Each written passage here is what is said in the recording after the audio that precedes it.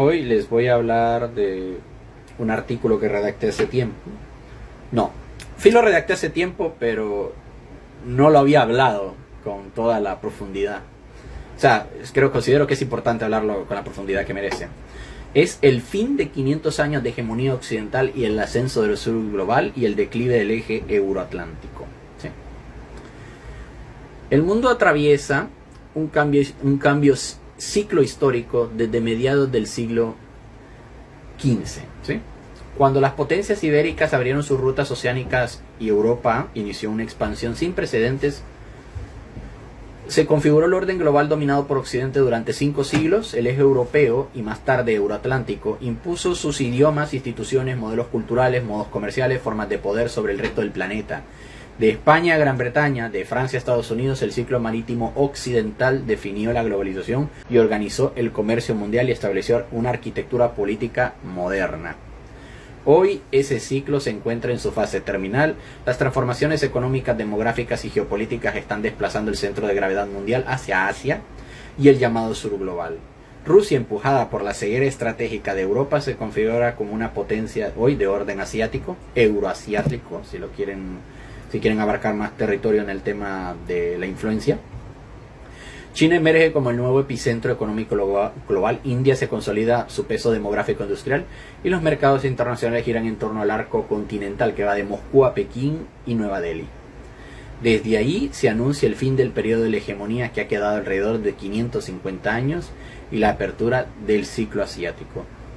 Tras 1945, Estados Unidos y la Unión Soviética heredaron un liderazgo occidental que, aunque en posiciones periféricas, sin embargo, el colapso soviético y el desgaste del poder estadounidense marcan el inicio del declive del eje euroatlántico y el surgimiento del orden multipolar. Las potencias asiáticas, especialmente China, protagonizan este nuevo escenario en el que Occidente ya no puede dictar unilateralmente las reglas del juego global.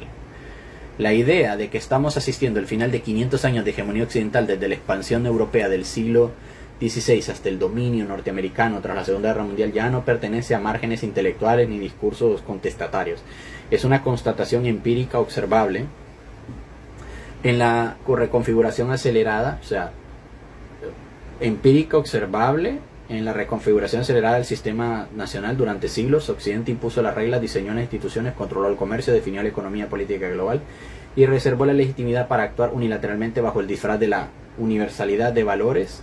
Sin embargo, las condiciones estructurales que permitieron la supremacía se erosionan y un actor durante largo tiempo fue marginal y el centro de gravedad del poder mundial, el llamado sur global, y como varios analistas proponen hoy, la mayoría global alcanza la masa crítica suficiente para equilibrar y en algunos ámbitos superar las capacidades del eje euroatlántico. Este giro no está dando de forma improvisada ni como simple consecuencia del desgaste occidental, sino como el resultado de procesos de cooperación, integración económica e interdependencia industrial y articulación política que hoy convergen de manera visible en la alianza conocida como BRICS.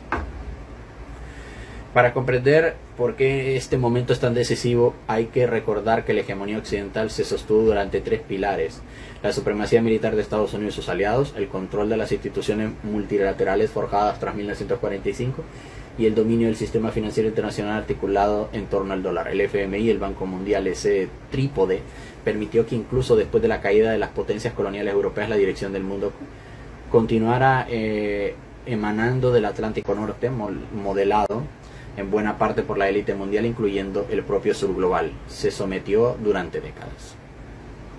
Pero la globalización que Occidente diseñó para ampliar la extensión de sus mercados y cadenas de suministro produjo el efecto inesperado, fortaleció a países antes periféricos que hoy reclaman voz propia y soberanía real y herramientas para emanciparse de los mecanismos de la dependencia occidental.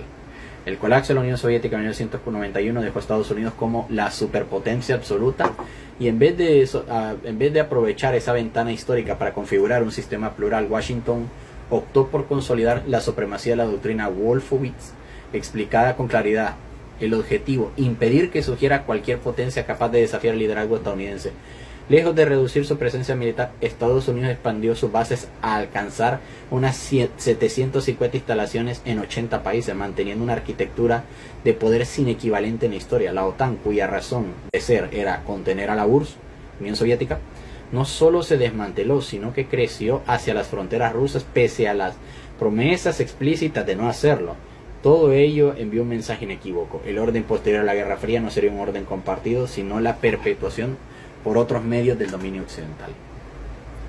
Los países del sur global observaron durante décadas cómo esa estructura militar diplomática servía para justificar intervenciones, bombardeos y cambios de régimen que devastaron regiones enteras desde los Balcanes hasta Oriente Medio, el norte de África, Libia y en particular el paso de tener uno de los niveles de vida, o sea, Libia pasó de tener unos niveles de vida más altos de África a convertirse en un estado fallido tras la intervención occidental.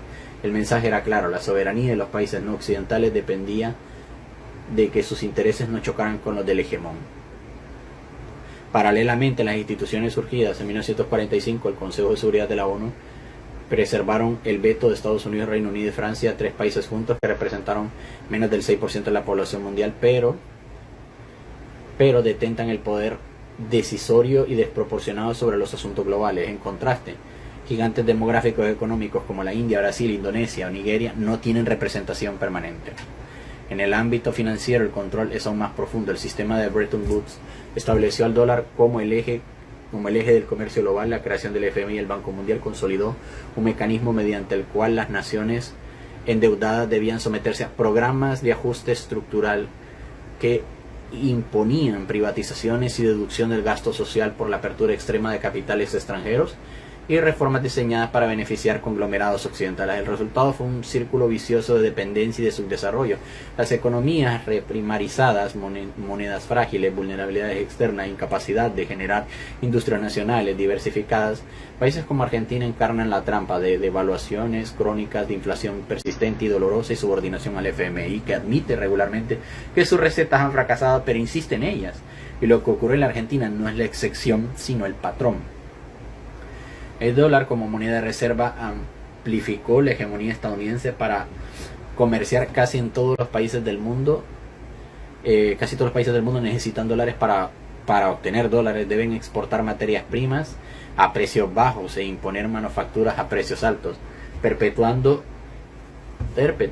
la estructura colonial disfrazada de globalización. Wall Street, actuando como intermediario obligado, mantiene los beneficios de cada transacción aun cuando Estados Unidos no participa directamente.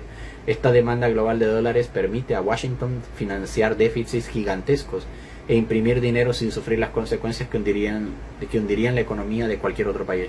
La guerra de Afganistán, que costó 8 billones de dólares sin ningún logro estratégico, sería imposible para cualquier actor no respaldado por la exorbitante ventaja del dólar.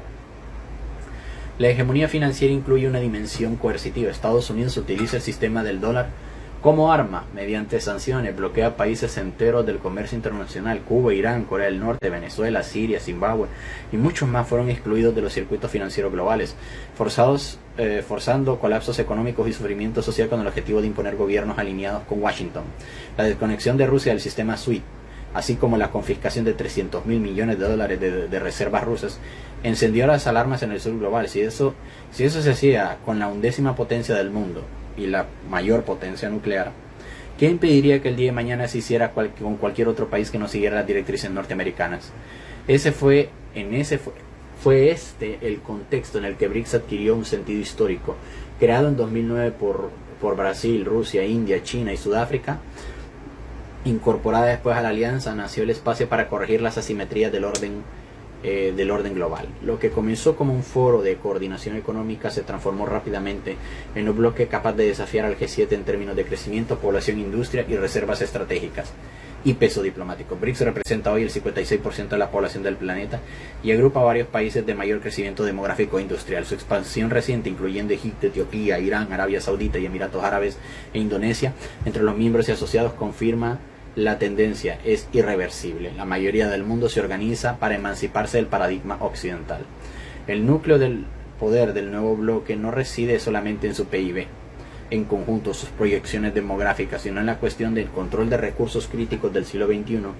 BRICS domina alrededor del 72% de las reservas globales minerales, de las tierras raras indispensables para las energías renovables y electrónica avanzada, armamento moderno y vehículos eléctricos. China controla además el 92% del refinamiento global de estos minerales, lo que constituye un monopolio de facto frente a Occidente que carece de alternativas inmediatas.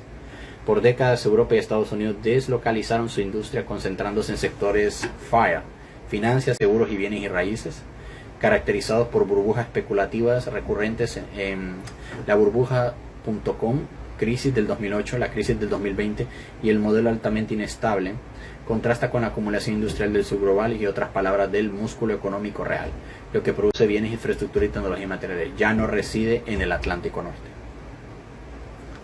El proceso de transformador que impulsa a BRICS es la desdolarización. El comercio de monedas locales entre los miembros alcanza el 25% del total, cifra que crece cada año. El 90% del comercio entre Rusia y China, así como entre Rusia e India, se liquida en yuanes, rublos, rupias. Los países como Egipto, Turquía, Arabia Saudita, Vietnam y Malasia han firmado acuerdos para comerciar sin utilizar el dólar. Esto no solo reduce la dependencia del sistema financiero estadounidense, sino que permite desarrollar mercados regionales y liberar las economías de la volatilidad impuesta por la moneda de otro país.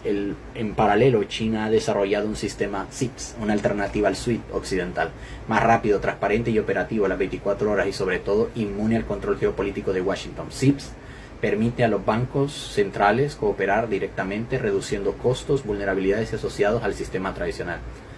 Las consecuencias ya son visibles. La demanda global de bonos del Tesoro estadounidense cae.